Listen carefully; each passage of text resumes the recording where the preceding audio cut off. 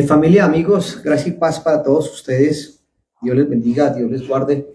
Que en esta nueva semana que comienza a partir de hoy domingo, Dios sea glorificándose en usted. Yo le invito a que vaya al libro de San Juan, pero antes de que, mientras que usted lo busca, yo quiero compartirles una pequeña reflexión de lo que sería, o que nos ayude a entender.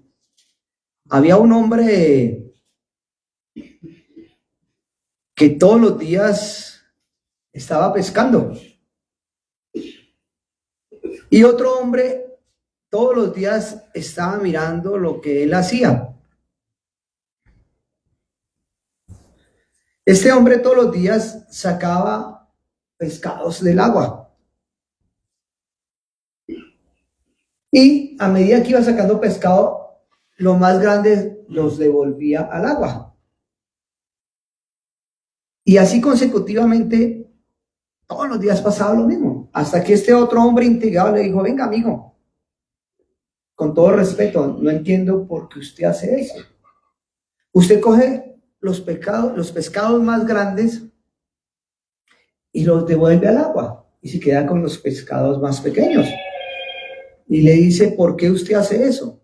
Y le dice: es que lo que pasa es que los pescados más grandes no me caben en la vasija donde los voy a cocinar.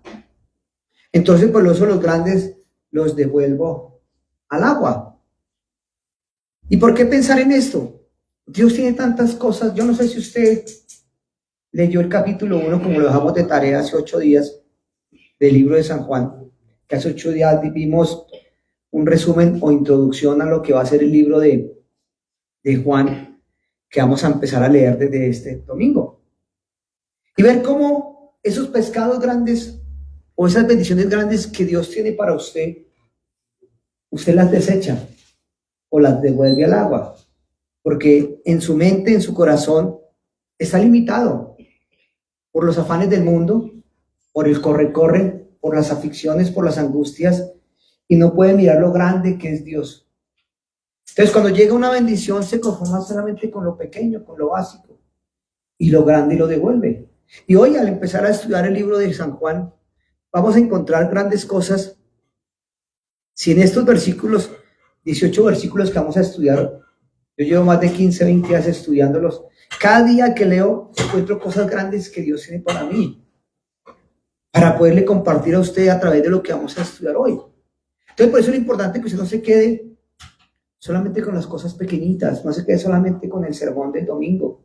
Estudie la palabra entre la semana. Dios tiene tantas y cosas grandes para que lleguen a su corazón, para que pueda ser de bendición para usted y para su familia. Entonces le invito a que donde está, oremos. Señor y Dios, te damos gracias por esta tu palabra que va a ser leída. Dios, hazme ese instrumento de tu palabra, Señor. Que hoy la gente se fije en el mensaje, no en el mensajero, Señor. Y que ese mensaje llegue a cada corazón. Y que el Espíritu Santo obre en ese corazón y pueda abrir la mente, el corazón y el entendimiento para que puedan conocer a Jesús. Que Él vino, murió y resucitó. Y que sabemos que está sentado hoy a la diestra del Padre, intercediendo por nosotros. Padre, tú estás en el cielo, nosotros en la tierra.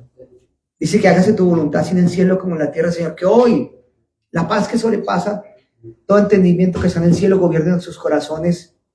Y que esa paz permita, Señor, que esta semilla llegue a nuestros corazones y dé fruto, y fruto en abundancia. Entonces vayamos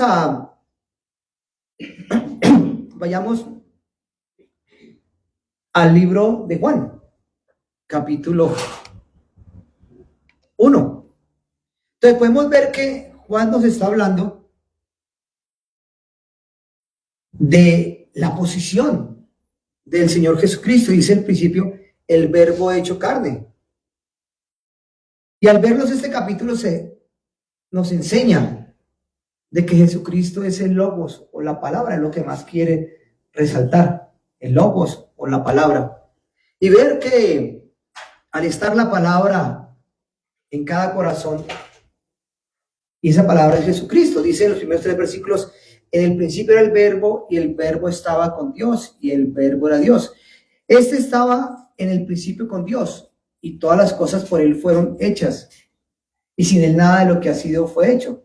Aquí podemos ver que Jesús es llamado la palabra, el verbo, el logos, pero ese logos no es el de la filosofía griega, sino es el de la filosofía o de las escrituras hebreas, el menra. Esa palabra de logos en la palabra del idioma arameo, que era lo que hablaban en esa época. Y sabemos que la palabra es lo más importante en el Antiguo Testamento. Los israelitas no pronunciaban la palabra Jehová, porque era tan santa esa palabra que a él les daba miedo y temor pronunciarla. Y esa es solamente la palabra que está en el tetragrama hebreo, que significa Él es Jehová, Él es el verbo, Él es la palabra viviente y Él es el que es. La palabra, mis hermanos, el logos, es el nombre que se le dio más elevado a Jesucristo, donde lo exalta, donde dice que toda rodilla se doblará y toda lengua confesará. Y Jesucristo viene a ser desordenada y vacía. Puso el agua, puso la luz y también creó al hombre. Pero eso no le podemos poner una fecha como tal porque el principio, Dios estaba desde el principio. Entonces podemos decir que fueron millones y millones de años en lo que esto sucedió.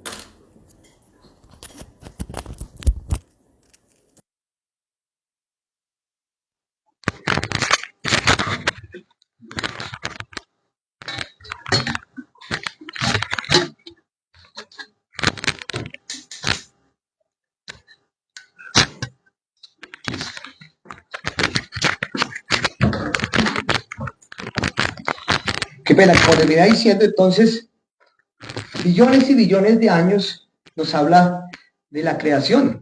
Ya Jesús estaba en la creación. Desde un principio, dice. Entonces podemos ver que Él nos está hablando de que ya era.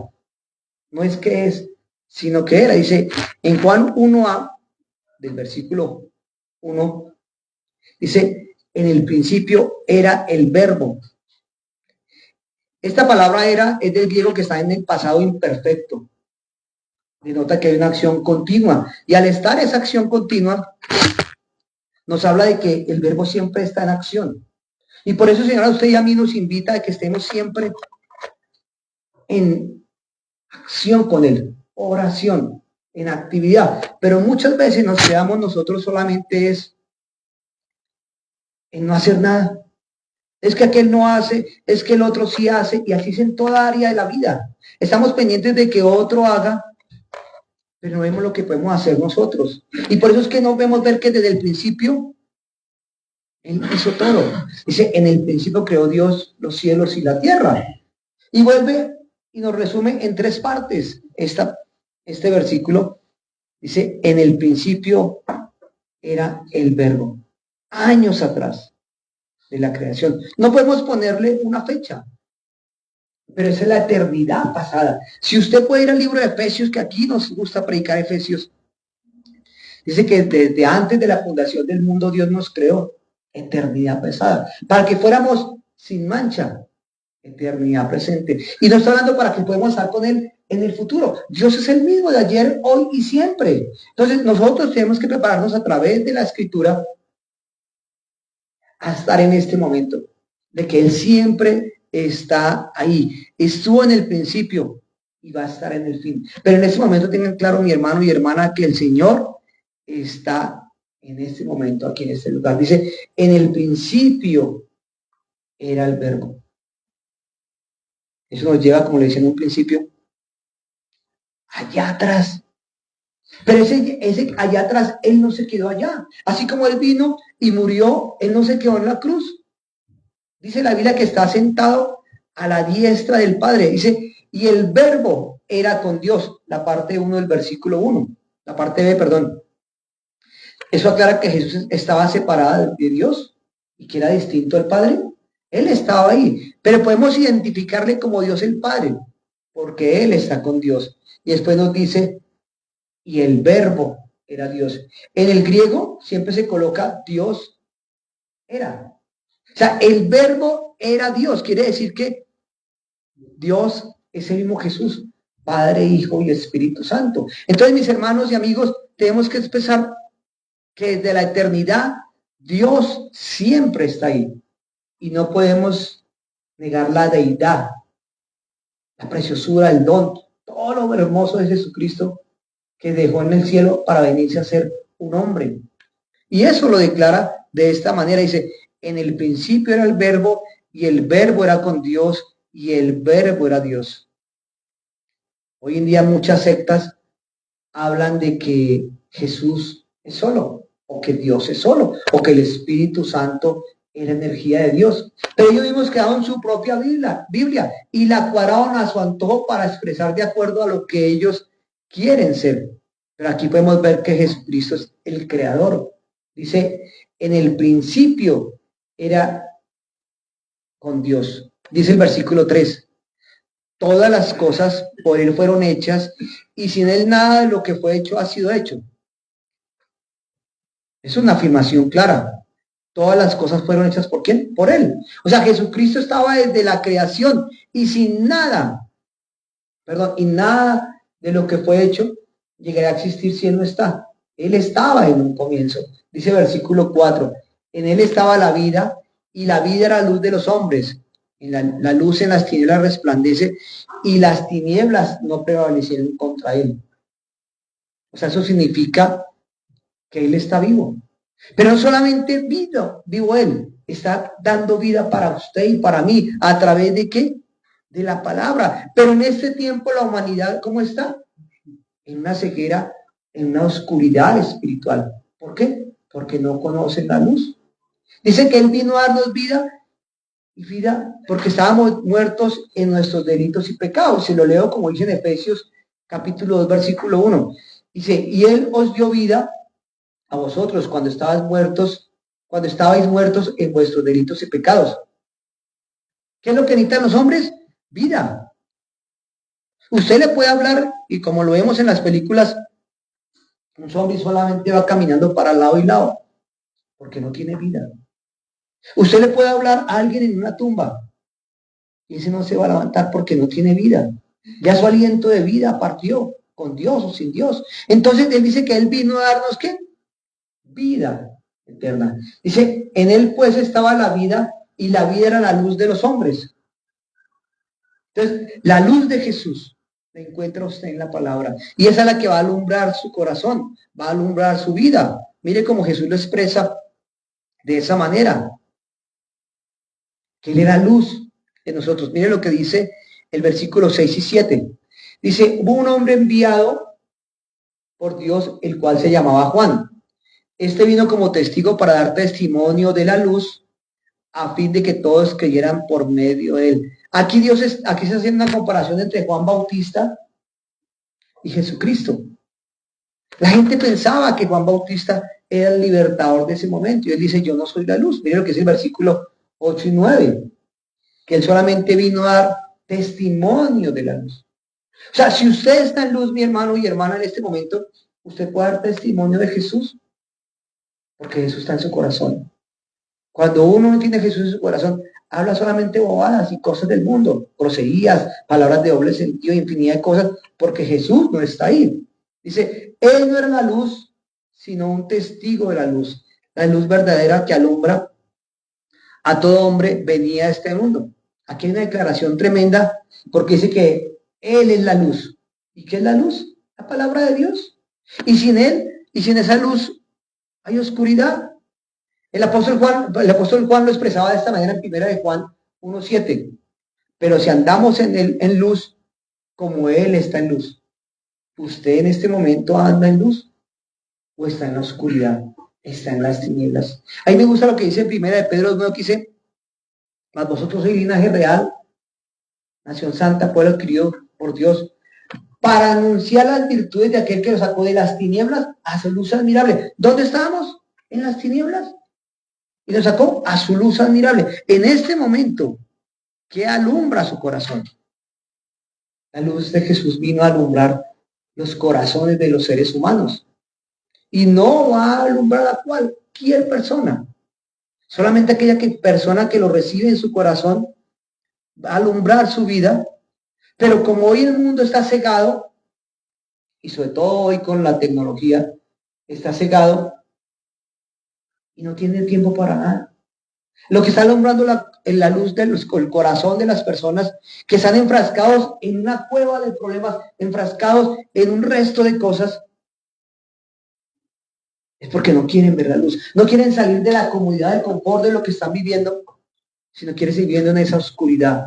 Pero solamente si la persona no sale a la luz, no se va a encontrar con ella.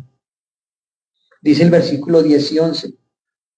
En el mundo estaba y el mundo fue hecho por medio de él, pero el mundo no lo conoció. A lo suyo vino, pero los suyos no lo recibieron. Y esa era la tragedia del mundo. Y todavía lo es. El Creador bajó a la tierra y fue hecho carne. Sin embargo, el mundo no lo conoce, lo rechaza. Dice, a lo suyo vino. Aquí la gente puede decir, no es que Dios vino solamente, Jesús solamente vino, fue por el pueblo de Israel. No, mis hermanos. Dice, a su propio mundo, porque Juan estaba hablando de cómo Dios creó el mundo. Y dice, en el mundo estaba y el mundo fue hecho por él, pero el mundo no lo conoció. Él vino, fue por el mundo, por las personas que él creó, pero su propio mundo lo rechazó, no lo recibió. Y podemos ver, mis hermanos, que día a día le predicamos a personas, a diario le predicamos a personas, y vienen y reciben una palabra y se dan con confort y tranquilidad, pero no vuelven ni a la iglesia, no vuelven ni a hablar con uno. En estos días hablaba con alguien en dificultades y yo le decía, hermano, ¿cuánto hace que no hablábamos? Y solamente viniste porque tenías un problema. Bienvenido.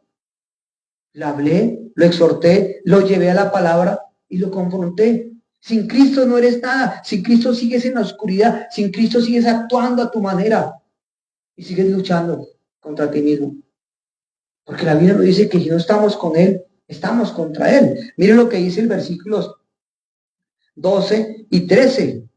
Y podemos ver que es el mundo en general el que rechaza a Dios. Nadie lo está buscando. Dice versículos 12 y 13. Mas a todos los que lo recibieron, a quienes creen en su nombre, se les dio la potestad de ser hechos hijos de Dios. Hermano, qué bacano que dice a todos, no a unos, sino a todos los que lo recibieron. Y podemos ver que ahí nos difiere a cosas que pasan a todos los que lo recibieron. ¿Qué le sucede a los que lo recibieron?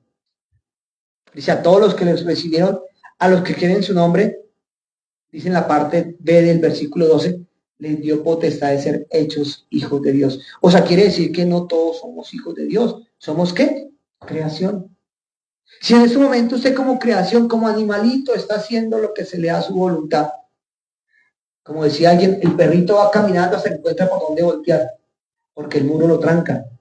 Si usted en ese momento es creación de Dios, pero no es hijo de Dios, es tiempo de que hable a solas con Él. Diga a Dios, yo quiero ser su hijo. Dice en el versículo 13, los cuales no son engendrados de sangre, ni por voluntad de carne, ni por voluntad de varón, sino de Dios. Y dividamos este versículo. Dice en la parte A, los cuales no son engendrados. Eso indica que para que pueda venir, tiene que haber un renacimiento. Jesucristo vino a aquellos que creen en su nombre. Dice después, los que no son engendrados en sangre. Eso significa que este renacimiento no es por procreación natural. No es porque sí. Dice el texto, los cuales no son engendrados ni de voluntad de carne. O sea, usted aquí no puede hacer nada, mis hermanos, si Dios no actúa en usted. No es por sus medios, por sus fuerzas, o por lo que usted haga, por lo que usted se capacite, es solamente por la voluntad de Dios. Y aquí mismo texto no lo expresa. Dice, los cuales no son engendrados ni de voluntad de varón. Puede usted ir a la mejor universidad, al mejor colegio, capacitarse, ser el mejor profesional, pero de nada le va a servir. Porque solamente va a pasar por esta tierra. Fue un gran ingeniero, fue un gran carpintero, fue un gran maestro, fue un gran profesor. Uy, fue un buen esposo. pero no paso de ahí, porque no va a trascender. Es lo que dice la parte C de este versículo. Los que no son engendrados, sino de Dios. O sea, tiene que venir ese renacimiento, es de parte de Dios. Y es una obra redentora ¿de quién? Del Espíritu Santo de Dios. Jesucristo lo expresaba de esta manera en Juan 3:6.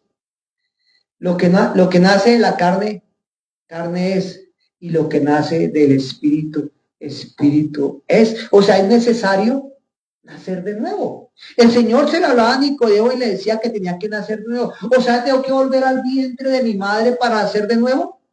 No, mis hermanos. Nacer en el Espíritu. Reconocer a Jesucristo como su Señor y Salvador. Arrepentirse de sus pecados. Y ver que la obra del Espíritu Santo empieza a obrar en usted. Como viene obrando en mí. Y aquí podemos ver que sí. Nos fijamos en los primeros 3 versículos. Aquí nos da unas declaraciones de este versículo 14 en adelante que dice, y el verbo se hizo carne y habitó entre nosotros, lleno de gracia y de verdad, y vimos su gloria, gloria como el unigénito del Padre. Dice, el verbo fue hecho carne. ¿Quién se hizo carne?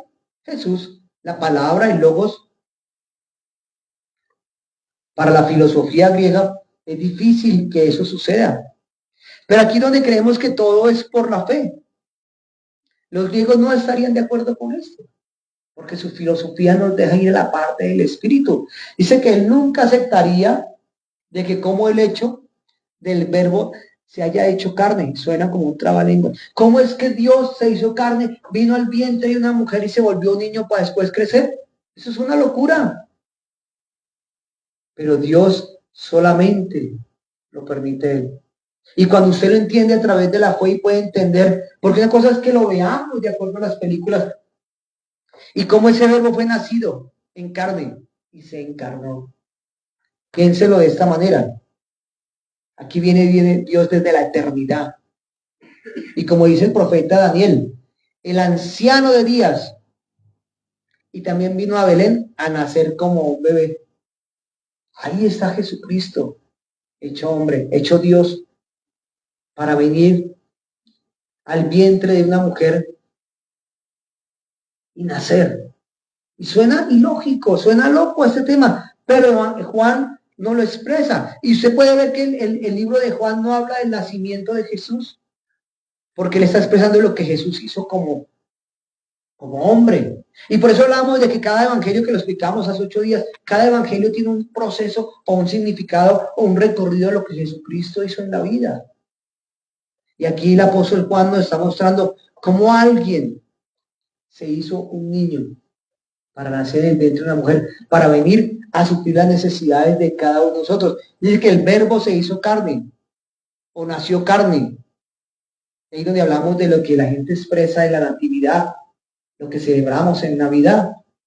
Pero según San Juan, él nació carne solamente, y lo expresó ¿quién?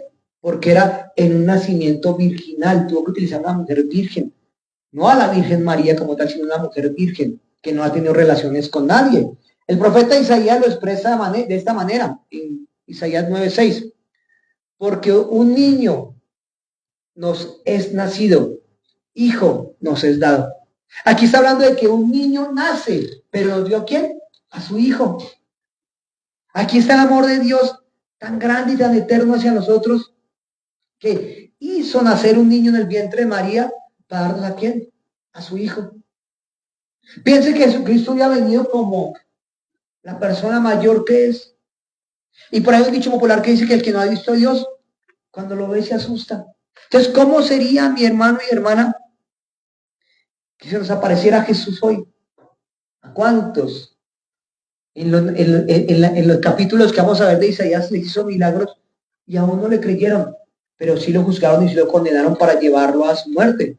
Dice que el verbo habitó entre nosotros. Ese habitó, ¿qué significa? Significa la palabra esquenos, que tiene el sentido de acampar. O sea, nosotros somos una carpa, una tienda, donde él vino a vivir. Pero esa carpa es tan pequeña y tan frágil que de un momento a otro se desvanece. Anoche estaba yo después de que oré, fui a listar el celular y todo para dejarlo temprano para esta mañana, y me entero sobre las 12 de la noche que una amiga falleció, ya a las 7 de la noche, y yo miro en un estado, esta mujer falleció, hoy miro al otro lado, y veo al que era el esposo de ella acá, compartir el fallecimiento de ella, pero fue de un momento a otro. La vida está ahí, pero mis hermanos, somos tan frágiles que todos quedamos asombrados de que una mujer tan joven partiera en un momento así. Me dicen que fue un paro broncorrespiratorio. Hoy podemos estar aquí, en 5 minutos no estamos aquí. Y por eso es que él vino a esta tienda. Mire cómo lo expresa el apóstol Pablo en 2 de Corintios capítulo 5, versículo 1. Porque sabemos que si nuestra morada terrestre, este tabernáculo, o sea, esta tienda, se deshiciere, tenemos de Dios un edificio en casa, una casa hecha por manos eternas en el cielo. Si mi hermano, usted está convencido a través de la fe de que el Señor es su Salvador, que esto tarde o temprano va a desaparecer, el viento más fácil se lo va a llevar, el río más rápido se lo va a llevar. Tengan claro que dice, o sea que esta tienda se deshiciere, tenemos de Dios un edificio, una casa hecha por manos eterna en el cielo. ¿Dónde está su morada? En el cielo, mi hermano. Pero tengan en cuenta de que así como esta mujer ayer desapareció de este plano terrestre, físico, hoy no sabemos dónde está. Si partió con el Señor o está sin el Señor. Y por eso que estas tiendas, mis hermanos, aquí en la tierra, son así. Pero es que la vida, ya llevo 50 años y mire cómo se me pasó la vida. Miren mis hijos cómo crecen, cómo se pasó la vida. Y después vamos a pensar qué hemos hecho. Y aquí viene la tercera declaración de este capítulo 14. Versículo 14 del capítulo 1 de Juan. Y vimos su gloria, gloria como del unigénito, del Padre lleno de gracia y de verdad. Él no se limitó, mis hermanos, a hacerse carne. Vino lleno de gracia y de verdad. Estaba tan lleno en el cielo que dijo, yo voy a la tierra a darles gracia y misericordia a mis hijos. ¿A cuántos? Si usted ha leído el Evangelio, ¿a cuántos rechazó él? Pero ¿a cuántos por su misericordia tenemos la oportunidad de deleitarnos en la presencia de él? Dice que cuando él vino al mundo estaba lleno de gracia y de verdad. Él no vino vacío. Nosotros sí todos los días vamos a la presencia de Dios con las manos vacías. ¿Usted cómo hoy puede presentarse delante de Dios? El arrepentimiento, mi hermano. El arrepentimiento, mi hermana. El arrepentimiento, amigo mío, que nos ve en las redes. Esta chica le cogió la muerte así. No sabemos si tuvo tiempo de arrepentirse. No sabemos si partió con Dios. Dice el versículo 15 al 17. Juan testificó de él diciendo, este es de quien yo decía, el que viene después de mí es antes de mí, porque era primero que yo. De su plenitud recibimos todos, y gracia sobre gracia, porque la ley fue dada por medio de Moisés, pero la gracia y la verdad vinieron por medio de Jesucristo. O sea, Jesús lleno de gracia de verdad viene aquí a esta tierra, mi hermano, pero podemos ver que Moisés en los libros de la ley revela la santidad de Dios y lo que requiere que estos hijos de Dios, él condena su pecado, pero el pecado lo condena a usted. ¿A través de qué? Acuérdese que cuando estaba Lot en Sodoma y Gomorra decía, Abraham le decía, Señor, que hubiera un solo justo. Y no había ni un solo justo. Y por eso Sodoma y Gomorra fue destruida. El único que eligieron que saliera, ¿quién fue? A Lot con su familia. Y usted sabe la historia del final de ellos. Pero hoy, en este mundo, o en esta Sodoma y Gomorra en la que estamos hoy en día, Dios ha preparado un camino para que usted y yo hablemos de él. Aquí nos revela la gracia y la verdad de Dios y de su obra a través de la cruz, que provee salvación, redime a las personas de la esclavitud del pecado y de la muerte. Y por eso, amigo mío, cuando Juan decía que él hablaba, dice, Juan dio testimonio de él y clamó diciendo, este es de quien yo decía, el que viene después de mí y antes de mí, porque era primero que yo. Entonces yo le pregunto, en este momento, ¿tú puedes hablar de Jesús? ¿Cuánta gente habla cosas bonitas de Jesús? Y dice que leen la Biblia y dice que son pastores y dice que son líderes, pero sus actos reflejan lo contrario de lo que es el Jesús. Para que habite ese Jesús en su corazón y tener en cuenta, mis hermanos. Dice, porque de su plenitud tomamos todos y gracia sobre gracia. Dice que de gracia recibimos, de gracia damos. Ahí es cuando tenemos que de gracia predicarle a las personas de Jesucristo. Eso es lo que hizo Juan. Dice que a Dios nadie lo vio jamás. El unigénito Hijo que está en el seno del Padre, Él le ha dado a conocer. Podemos ver cuando el mismo Juan dice, Señor, muéstranos al Padre. Dice, pero todo el tiempo he estado con ustedes y no me conocen. Ahí está en que si usted día a día, momento a momento, mis hermanos, saca un tiempo de lectura, un tiempo de oración y lee la Biblia, puede darse cuenta que Dios está con usted. Lo más tremendo, Dios está dentro de usted. Ahí está la diferencia. Dice que de plenitud tomamos todos. Él no nos dio un pedacito. Él se entregó todo en una cruz. Y como dice el Salmo 145, 18, y cerramos con este, el Señor está cerca de los que le invocan y de los que lo invocan con sinceridad. Él está cerca de quienes que lo adoran, lo exaltan, de los que lo llaman con sinceridad. Hoy usted busca a Dios. ¿Con qué tipo de sinceridad, mi hermano y hermana? Piense eso. ¿Cuál es la sinceridad de su corazón? Porque dice sincera. En la antigüedad los romanos, cuando hacían esculturas, y esas esculturas se rompían, ellos las resanaban y le echaban cera. Pero había gente que conocía la calidad del trabajo. Yo quiero esa estatua o esa figura sincera, o sea, sin remiendos. Y por eso Dios nos manda a nosotros que seamos sinceros con Él. La Biblia dice que Dios no puede ser engañado. Usted y yo no podemos engañar a Dios. Podemos engañar al esposo, a la esposa, a los hijos, al patrón, al que sea. Pero la Biblia dice que Dios no puede ser engañado, no puede ser burlado. Y a través de este capítulo, hermano, 1 de San Juan, del 1 al 17, vea de que Dios se hizo carne. Vino Jesucristo a esta tierra a cumplir un propósito, a morir en una cruz, para rescatarlo a usted y a mí de la muerte y del pecado. Estábamos apartados, estábamos muertos en nuestros delitos y pecados. Y Él vino a darnos vida, ¿qué? Y vida en abundancia. Y por eso, mi hermano y hermana, es que usted pueda hacer un alto en el camino y entienda de que Jesús está en su corazón. O que como dice el versículo 12, o el versículo 11, a lo suyo vino y los suyos no lo recibieron. Hoy se le puede estar predicando a usted en las redes que nos está viendo. Pero usted puede cerrar la página de Facebook y lo rechazó.